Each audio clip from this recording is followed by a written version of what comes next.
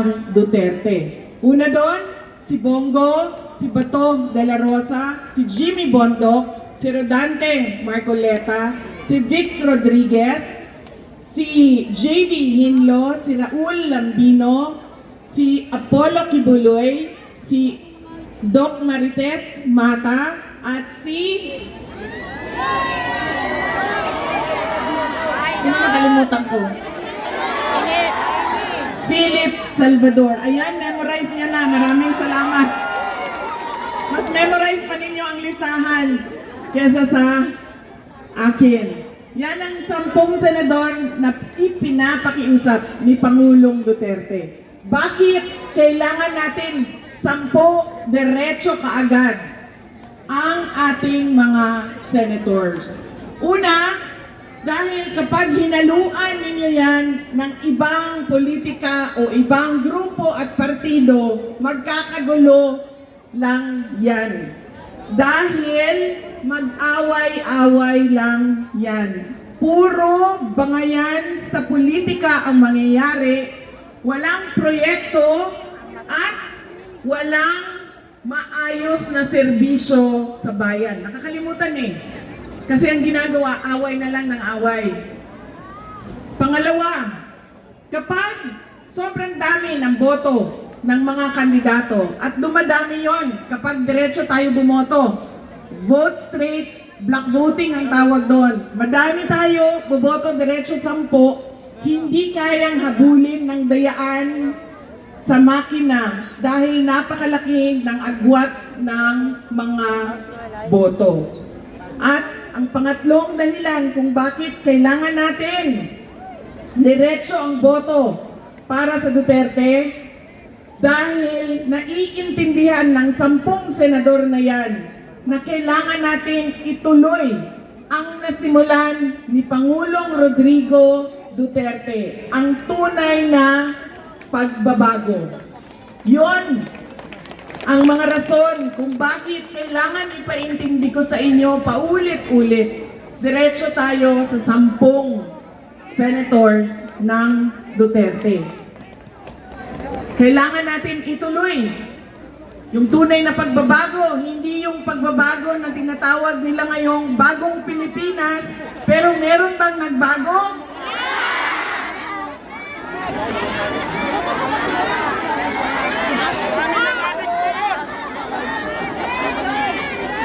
Wala.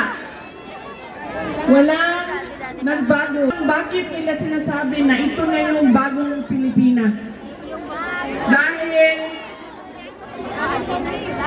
ang dami ng anomalya sa budget, mga blanco ng budget na pwede mong lagyan kung magkano ang pera na ilalagay mo dyan. Hindi pwede yan. Hindi, bawal yan sa batas. Ngayon lang nagawa na blanco ang mga amounts o halaga ng pera na ilalagay sa mga proyekto.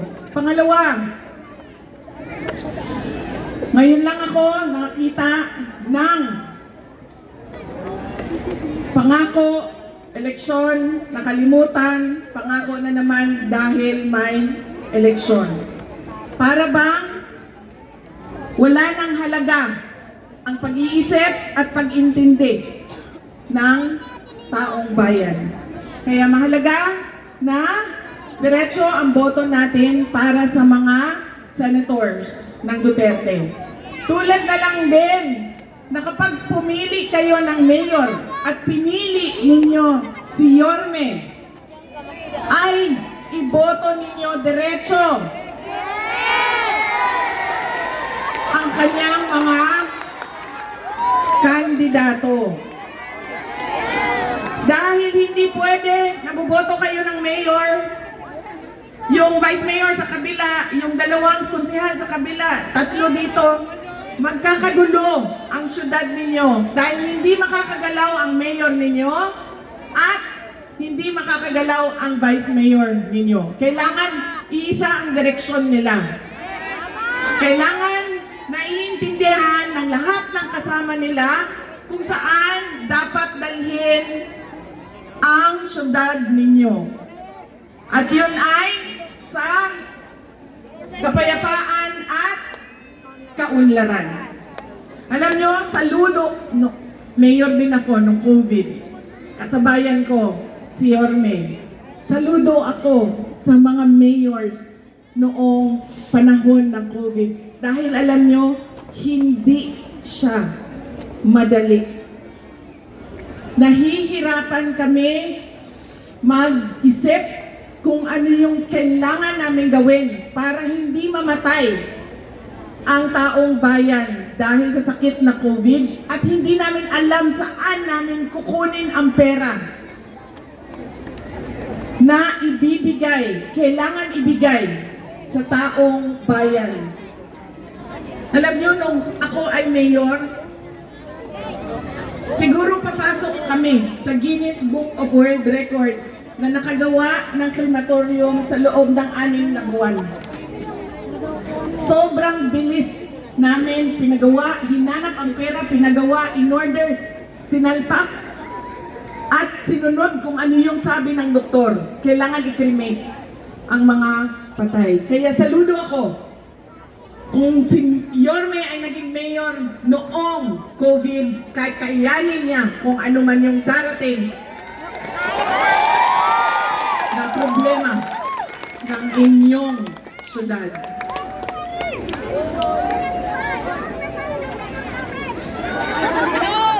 Kaya kailangan magkaisa tayong lahat ngayon.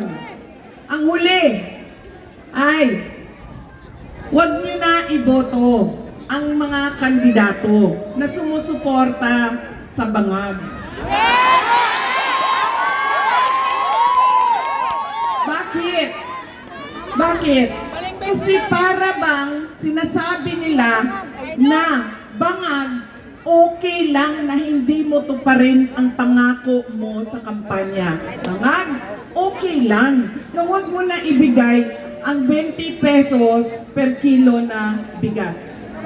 Parang ganun ang kanilang sinasabi. Dahil hinahayaan nila eh. Hindi nila tinatanong. Hindi nila hinahanap. So ibig sabihin, okay lang din sa kanila. Na wala na yan. Pangako lang yan na hindi na talaga matutupad. Kasama na ang mga congressman na pumirma ng impeachment.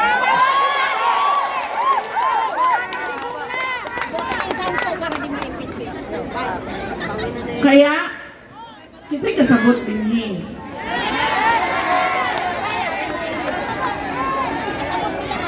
Palihog ko gingon nito sa mga silingan ba, nga dili na nabutuhan si Joel Chua, si Valeriano, si Infante.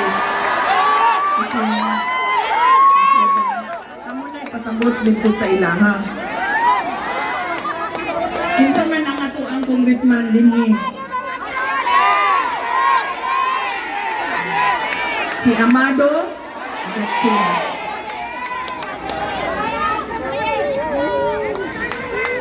Kasi sa totoo lang, no, hindi ko talaga alam kung anong plano ng administrasyon na ito para sa ating bayan. Para tayo ay maalis sa kahirapan. Dahil ang napapansin ko, hinahabol lang nila ako lagi. Si Inday Sara.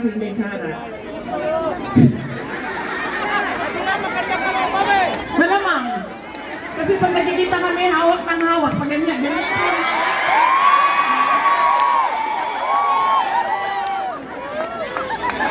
Ang liit-liit naman.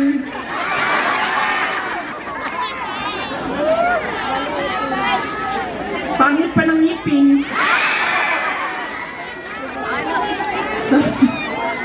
Sabi nila pag nag-droga daw, ganun daw talaga, pangit ang ngipin. Kasi ano daw sa... Sandali! Wala ako sa sasabihin ko eh. Hinabol nila ako ng hinabol. Binanatan, pinailan ng impeachment, tapos nandyan pa rin si Inday Sara. Gawin natin, nakawin na lang natin yung kidnapin natin yung tatay niya. Nandyan pa rin si Inday Sara. Hindi ko na alam kung ano ang sunod na plano nila. Ang gusto ko lang malaman, ano ba ang plano nila para sa bayan? Maliban sa paulit-ulit na pangako na hanggang ngayon hindi naibibigay sa taong bayan.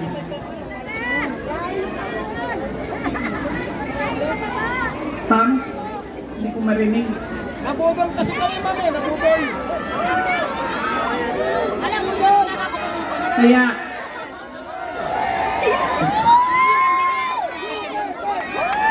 huwag natin kalimutan, kailangan natin magkaisa.